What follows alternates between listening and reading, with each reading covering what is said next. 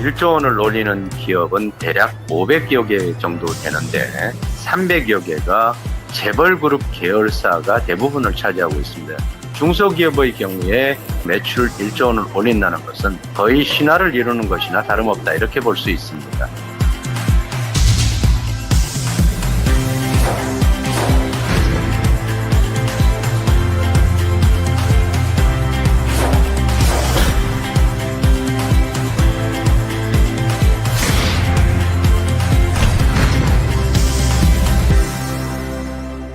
어려운 경제 상황에서도요, 이렇게 자신들만의 경쟁력을 앞세워 매출 1조의 목표를 달성한 기업들이 적지 않은데요. 그 뒤에는 과연 어떤 노력들이 있었을까요? 최근 초고속 성장을 거듭해서 매출 1조 원 달성의 고지를 바로 눈앞에 둔 기업들을 통해서 그 답을 찾아보도록 하겠습니다. 매출 1조 기업의 성장 동력, 다음 인물을 통해서 함께 알아보시죠.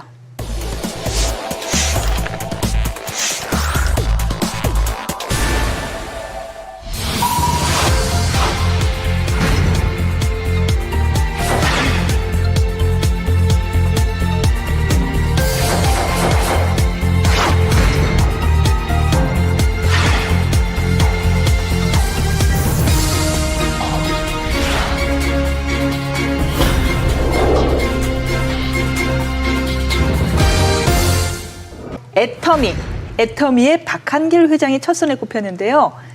한국원자력연구원, 여기에서 건강식품을 개발하게 되는데 이걸 전담해서 판매하는 유통회사를 만들게 된 게 바로 애터미라고 하는 회사예요. 네. 그래서 이 원자력연구원에서 시작을 해서 원자를 뜻하는 아톰에다가 네. 아름다울 미자. 그래서 그걸 붙여가지고 애터미라고 하는 이제 특이한 형태의 어떤 이름을 줬어요. 네, 애터미가요. 그 처음에 이제 말씀하신 것처럼 건강기능식품을 유통시키는 유통대행업으로 출발했는데 다이어트 보조제, 건강기능식품, 화장품 이런 게 대부분 이제 다단계 회사들이 하는 제품군이잖아요. 거기 외에 심지어는 이제 김치, 고등어, 멸치, 만두, 국물용 다시마 팩 뭐 이런 것들까지 같이 판매해서 다양한 제품군이 있답니다. 그러다 보니까 2009년 8월에 이제 처음으로 다단계 판매업으로 등록했을 때 그때 매출이 250억 원 매출이었는데 그 다음에 1년 만에 847억 원. 굉장히 빨리 성장하고 있죠. 2014년에 5천억 원. 1조 원 가까이 지금 와 있는 거죠. 네. 오, 대단하네요. 물론 우리가 이제 방문 판매 등의 법률에 따라서 양성화되긴 했지만 네. 아직까지도 다단계 기업이다라고 하면은 뭔가 이렇게 조금 삐딱한 시선이 존재가 하거든요. 피해자들도 젊고 떠오르게 되고요. 조이팔 사건 때문에 아마 더 그런. 그게 가장 대표적이죠. 네, 당군 이래 네. 뭐 최대 사기 사건이다 이런 표현까지 하기 때문에 다단계에 대해서 좀 우리가 색안경을 끼고 바라볼 수밖에 없는 게 현실입니다. 그건 뭐 인정할 수밖에 없고요. 그런 이제 조이팔 사건을 계기로 해서 영화도 만들어졌잖아요. 이병헌 씨가 출연한 영화 마스터라고 하는. 그 이병헌 씨가 연기를 너무 잘해가지고 너무 사기꾼처럼 잘하거든요. 이러면 싱크로율이 굉장히 높죠. 네. 그게 조 단위가 됐을 때는 뭐라고 부를 것 같아? 그렇지만 이제 우리나라 국내 다단계라고 하는 그러니까 네트워크 마케팅은 굉장히 급속도로 커지고 있는 건 분명해요. 2015년에 그 합법적인 다단계 업체 매출이 한 5조 원 규모를 돌파를 했다고 하니까요. 국민 한 6명에서 7명 중에 1명은 다단계 판매업에 종사하고 있다. 이렇게 해도 과언이 아니에요. 국가 경제의 한 축을 담당하고 있기는 한 거네요. 네, 보면. 그렇죠. 네. 불법 다단계하고 사실은 분리해서 우리가 좀 생각을 할 필요가 있어요. 네. 그러니까 오히려 합법적인 다단계 업체가 불법 다단계로 인해서 너무 인식이 나빠지면서 피해를 보고 있다고 해도 과언이 아니죠. 보통은 유통 과정이 복잡하죠. 제조하면 도매상 거쳐서 소매상 거친 다음 소비자까지 오고 유통 과정에서 유통 마진이 붙고 그래서 최종 소비자한테는 제조사보다는 이제 마진율이 뭐 많게는 50%, 80%까지 붙게 되죠. 그 과정이 유통에서 나타나게 되는데 그 대신에 이제 네트워크 마케팅은 제조사가 직접 소비자한테 물건을 판매하도록 이제 유도하는 거죠. 소비자가 주변 사람들한테 자기가 쓰는 제품들을 판매하고 그러니까 소비자이자 판매자가 되는 거예요. 그래서 이제 확산성이 굉장히 큰데 유통 과정이 짧아지게 되는 대신에 뭐 이 영화 보니까 재밌더라 또는 뭐 이 보험 상품 좋더라 뭐 이런 얘기들을 하면서 우리가 그런 가입을 하거나 영화를 보거나 제품 산 경험들이 있으시다면 금방 이해하실 수 있을 겁니다. 이로 인해서 좋지도 않은 물건을 강매하고 뭐 이런 부작용이 생겨서 그동안 불법과 합법이 조금 경계가 모호했던 거잖아요. 네. 기존의 불법 다단계 같은 경우에는 이 초기 자본 명목으로 한 100만 원에서 500만 원, 그보다 훨씬 더 큰 금액을 물건을 일괄적으로 구매를 하도록 했어요. 거의 이른바- 강매에 가까운 거죠. 이른바 가입비 명목으로. 네. 가입비 명목으로 강매를 하다시피 했는데 애터미는 가입비가 없다고 합니다. 그냥 사이트 들어가서 그 회원 가입이 되는 거예요. 가입비가 없으니까 누가 추천을 해줬느냐, 추천인을 같이 등록하면 된다고 합니다. 그리고 인터넷이나 상가를 임대하거나 이 온라인을 통해서 애터미 제품을 재판매하는 것도 금지를 하고 있다고 하는데요. 만약에 이게 가능해지면 네. 한 사람이 대량으로 물건을 구매한 뒤에 그거를 또 유통 마진을 붙여서 다른 데 판매를 할 수가 있잖아요. 그런 것을 원천 차단하고 있다고 합니다. 그런 면에서 또 좀 그 다른 데하고는 좀 구분이 되는 면모인 것 같아요. 네. 저는 애터미에 대해서 들으면서도 굉장히 흥미롭다는 생각이 드는 건 다단계 비즈니스, 네트워크 효과를 극대화시키려면 인센티브가 반드시 필요하거든요. 그러니까 지금 가입비가 있어야 하는 이유는 그래야지 다른 사람 가입비도 받아서 규모가 빨리 커질 수 있기 때문이고 나 말고 다른 사람들을 끌어들일 그렇죠. 수 있게 되는 네. 거죠. 말하자면 이제 이른바 기존 다단계 비즈니스하고 조금 차별되는 요소가 분명히 있는데 이런 방법으로 어떻게 소비자를 확보할 수가 있죠? 그 흥미롭다는 생각이 네. 들어요. 그게 이제 흥미로운 네. 지점인데요. 네. 그러니까 바로 제품이 좋아야 한다. 이걸 제품. 내세운다는 거예요. 그게 없는 이상은 네, 그냥 저렴한 닭불이 가격에 흩어지죠. 좋은 네. 제품을 쓰는 사람들. 네. 그게 이제 입소문이나 유대감이나 이런 것들로 그런 것들을 해소하는 거죠. 그러니까 이게 내수 시장, 우리가 이제 내수 1조 매출 클럽을 다루고 있는데 핵심은 수요가 제한적이기 때문인 거예요. 그래서 우리가 수요를 찾는 방법은 해외 비즈니스로 나가서 글로벌 시장을 개척하는 방법이 있죠. 네. 하지만 또 하나는 무한히 창출되는 어떤 시장을 타겟팅하는 방법도 있어요. 근데 그 문제는 그 시장이 굉장히 레드오션인 경우가 많거든요. 근데 여기서 이제 네. 이 애터미의 경우 방식은요.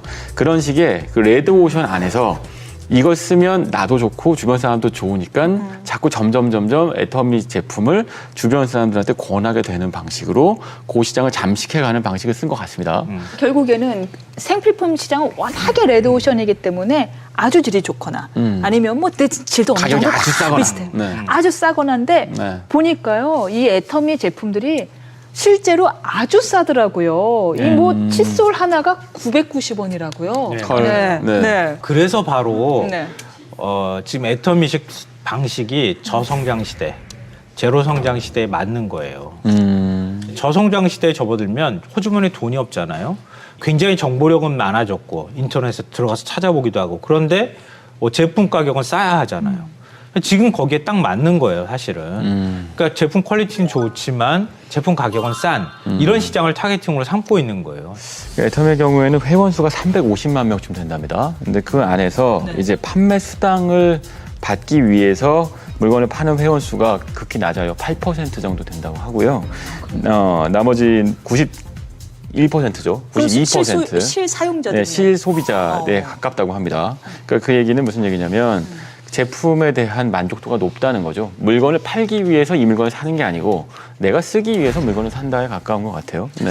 높아진 소비자들의 눈을 만족시킬 정도로 어느 정도의 질을 유지하면서 유통할 수 있었던 그 비결이 뭐예요? 그러니까 박한길 회장이 내고는 네 글자가 있어요. 네. 정선상약. 이 철저히 소비자 눈높이에서 좋은 제품을 골라서 최소한의 이윤만 남기겠다 이런 원칙을 계속 고수하고 있다고 하는데요. 그러니까 박한길 회장이 칫솔을 출시하기 전에 이 시중에서 판매하는 칫솔 수십 개를 사다가 직접 막 몇 달에 걸쳐서 써봤다 그래요. 그러니까 다 이거는 뭐가 좋고 이건 뭐가 좋고 막 검치 이렇게 되셨겠네요. 네. 그 중에서 가장 품질이 괜찮은 것 같다, 잘 맞는 것 같다 이런 칫솔을 딱 골라서 그 업체를 찾아간 거예요. 그 업체하고 이제 계약을 하려고 하는데. 할인가가 그 당시에 1,600원이었다고 하거든요. 개당.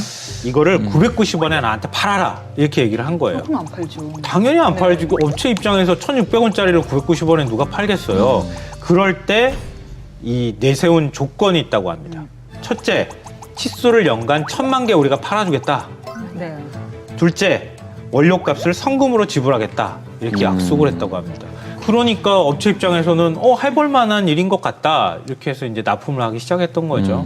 유통에 대한 웬만한 자신감이 있지 않고서야 그렇게 뭐 성금으로 지급하고 이렇게 대량을 주문할 수는 없을 것 같은데요.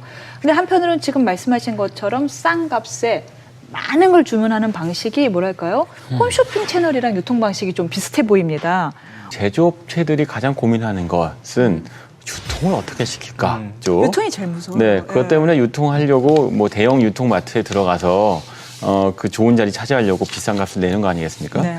근데 사실은 대형 유통마트에 입점하고 그 유통되는 비용도 상당해서 소비자한테 전가되는 부분이 있는데 애터미를 이용하면 네.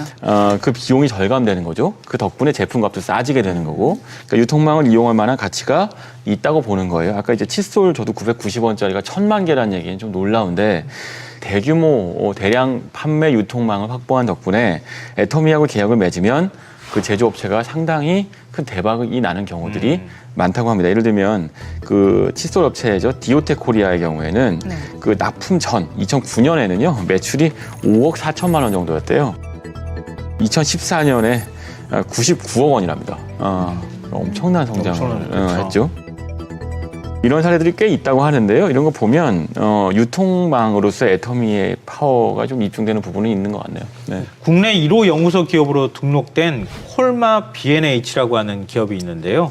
화장품에서 한국 콜마는 아시는 분이 좀 여자들은 있을 다 거예요. 알죠. 네, 네. 근데 한국 콜마하고 한국 원자력 연구원이 함께 출자해서 만든 기업이에요.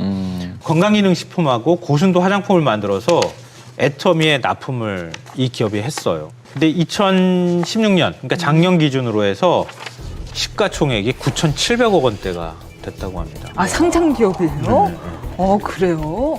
유통망을 정말 절실히 원하는 기업들이 지금 애터미 같은데 유통을 태우게 되면 그러면 네. 제품이 검증만 된다고 하면은 순식간에 굉장히 빠른 속도로 판매가 되고 그 기업이 성장하도록 하는 밑거름이 될 수 있다는 거죠. 그 구슬도 깨어야 보배라고 이게 정말 좋은 구슬을 만들어 놓고서도 이 실을 깨지 못해 갖고는 물건을 판매하지 못해서 결국 처분하는 제조업자들 많이 봤거든요. 그럼요. 있죠. 그러면 지금 애터미처럼 이 다단계 즉 네트워크 마케팅을 통해서 성공한 또 다른 사례가 있나요? 뭐 대표적인 케이스가 웅진이 있겠죠. 웅진.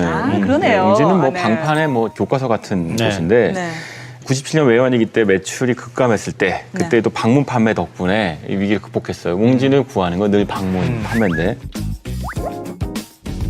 또 하나는 이제 전형적으로 아모레퍼시픽이 옛날 있죠. 태평양 시절에. 네, 맞습니다. 역시나 이제 방판 사업 덕분에 유통혁명을 일으켰고 지금도 역시 2014년 기준으로 방문 판매원이 한 3만 5천 명 정도 있다고 하네요. 다단계 하면은 조금 뭐 약간 꺼림직하게 느꼈던 사람들도 아모레퍼시픽이나 웅진 이야기를 듣고서는 그렇죠. 아 다단계라고 해서 꼭 그렇게 뭐 이렇게 삐딱한 시선으로 볼 건 아니겠다라는 생각이 들 것 같아요. 이미 우리 일상생활에 네. 많이 다단계 판매 방식이 적용되고 네. 있다는 거예요. 레조션에 접근하기 위한 방식은 두 가지 중에 하나입니다. 하나는 엄청난 마케팅 비용을 쏟아부어서 사람들이 머릿속에 갖고 있는 브랜드에 대한 인식을 바꿔버리는 거죠.